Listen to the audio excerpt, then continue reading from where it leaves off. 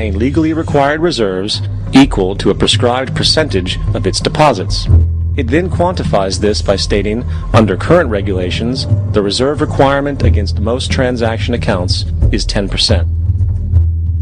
This means that with a $10 billion deposit, 10% or $1 billion is held as the required reserve, while the other $9 billion is considered an excessive reserve and can be used as the basis for new loans. Now, it is logical to assume that this $9 billion is literally coming out of the existing $10 billion deposit. However, this is actually not the case. What really happens is that the $9 billion is simply created out of thin air on top of the existing $10 billion deposit. This is how the money supply is expanded. As stated in modern money mechanics, of course they, the banks, do not really pay out loans from the money they receive as deposits. If they did this, no additional money would be created. What they do when they make loans is to accept promissory notes, loan contracts, in exchange for credits, money, to the borrower's transaction accounts. In other words, the $9 billion can be created out of nothing simply because there is a demand for such a loan and that there is a $10 billion deposit to satisfy the reserve requirements. Now, let's assume that somebody walks into this bank and borrows the newly available $9 billion. They will then most likely take that money and deposit it into their own bank account. The process then repeats, for that deposit becomes part of the bank's reserves. 10% is isolated, and in turn 90% of the $9 billion, or $8.1 billion, is now available as newly created money for more loans. And, of course, that 8.1 can be loaned out and redeposited, creating an additional 7.2 billion, to 6.5 billion, to 5.9 billion, etc. This deposit money creation loan cycle can technically go on to infinity. The average mathematical result is that about $90 billion can be created on top of the original $10 billion. In other words, for every deposit that ever occurs in the banking system, about 9 times that amount can be created out of thin air. Money jitters. Ask the obliging Bank of America for a jar of soothing instant money, M-O-N-E-Y, in the form of a convenient personal loan.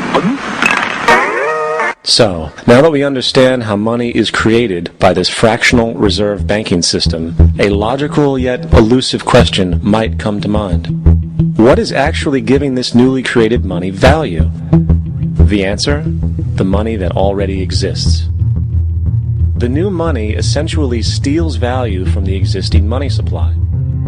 For the total pool of money is being increased irrespective to demand for goods and services.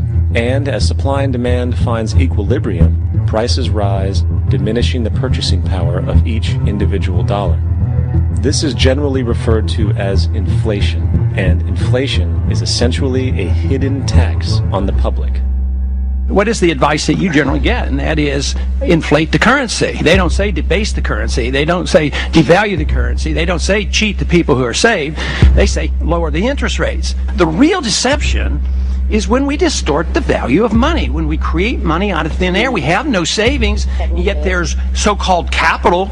So my question boils down to this: how in the world can we expect to solve the problems of inflation, that is, the increase in the supply of money, with more inflation? Of course, it can't. The fractional reserve system of monetary expansion is inherently inflationary. For the act of expanding the money supply, without there being a proportional expansion of goods and services in the economy, will always debase a currency. In fact, a quick glance at the historical values of the US dollar versus the money supply reflects this point definitively, for the inverse relationship is obvious. $1 in 1913 required $21.60 in 2007 to match value. That is a 96% devaluation since the Federal Reserve came into existence. Now, if this reality of inherent and perpetual inflation seems absurd and economically self-defeating, hold that thought, for absurdity is an understatement in regard to how our financial system really operates. For in our financial system, money is debt. and debt is money. Here is a chart of the U.S. money supply from 1950 to 2006. Here is a chart of the U.S. national debt for the same period. How interesting it is that the trends are virtually the same. For the more money there is, the more debt there is. The more debt there is, the more money there is.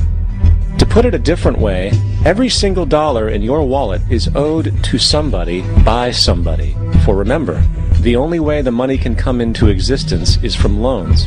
Therefore, if everyone in the country were able to pay off all debts, including the government, there would not be $1 in circulation.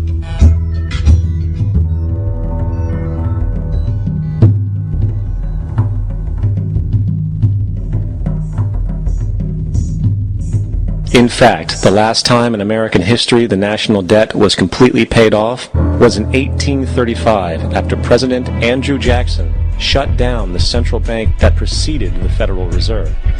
In fact, Jackson's entire political platform essentially revolved around his commitment to shut down the central bank, stating at one point, "The bold efforts the present bank has made to control the government are but premonitions of the fate that awaits the American people should they be deluded into a perpetuation of this institution or the establishment of another like it." Unfortunately, his message was short-lived, and the international bankers succeeded to install another central bank in 1913, the Federal Reserve. And as long as this institution exists, perpetual debt is guaranteed. Now, so far we have discussed the reality that money is created out of debt through loans.